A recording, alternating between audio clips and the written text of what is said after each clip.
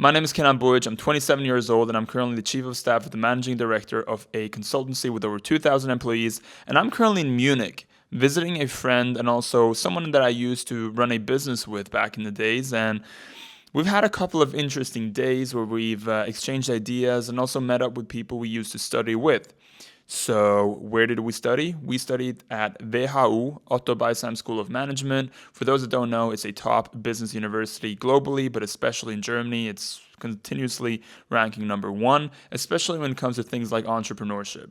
And if you saw my last video, you know that I talked about it. It's a very prestigious university, so people go on to do great stuff. And we've met up with a couple of friends, and obviously when we meet up, we talk about what's happening in life. And I wanted to share two interesting perspectives because some of the feelings that I'm feeling, and I'm sure that you're feeling too, of, being in the continuous grind, having to always perform, is something that everyone in the kind of friend group has felt or feels currently. And the friend that I'm staying at right now, you can see that he has tons of books here.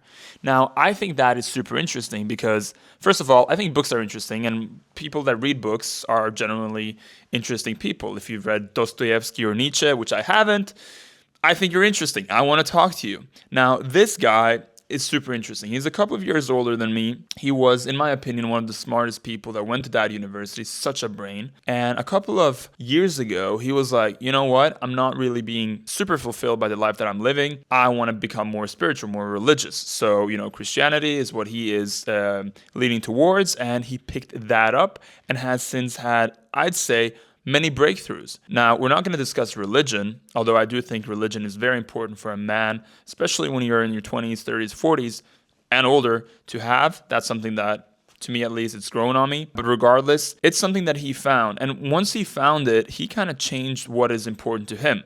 So when we were talking about success, him and I, he said, yeah, they might have a Ferrari, they might have a nice house or two, they might have this or that, but do they have peace? And I thought that was just a beautiful and eloquent way to put it. Sure, you can have everything that you thought you wanted, but at what cost? If it costs you your peace, is that a trade-off that you want to do? And there's this concept of like golden handcuffs, so if you have more than, say, 5 things, you don't own the things own you. We're not really going to go there because I think owning nice things is nice, generally speaking, but it's more so understanding that, does it come at the cost of your peace? And if it does, is that worth it? To me, it isn't.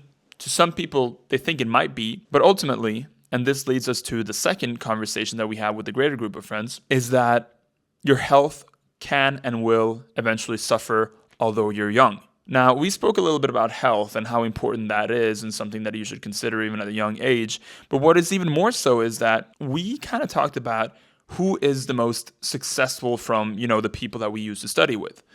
And one of the guys, and I think this was just a brilliant way to put it, he just said, what do you mean who is the most successful? I am the most successful. And now keep in mind, we didn't think that none of our names, although we're all very successful individuals, would come up, right? We would discuss other more kind of college successful people from, the year that we went to uni.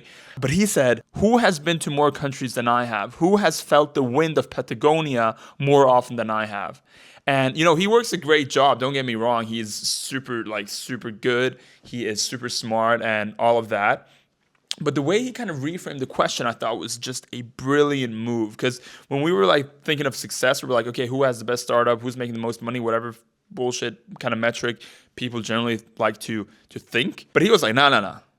Who has done the stuff that I have? And I thought that was just such a breath of fresh air and ultimately puts things into perspective. So I want to leave you with 2 things in this video. The first one is, yeah, you can have everything, but if it's at the price of your peace, is it worth it? And second, when you define success, how you define it might not be how the world kind of defines it, or better yet, how you define it is really dictated by the people you've spent time with. So maybe you've just spent time with people that aren't really in line with your values, and you're led to believe that you actually value things like money over freedom, money over health, way more than you actually do. With that, I need to bounce. I'm meeting another friend, so probably going to have another topic to discuss. It's 7 p.m., just got home from work, got a shower, going to go eat some sushi now, and I'm going to leave you with those 2 lessons for today. All right?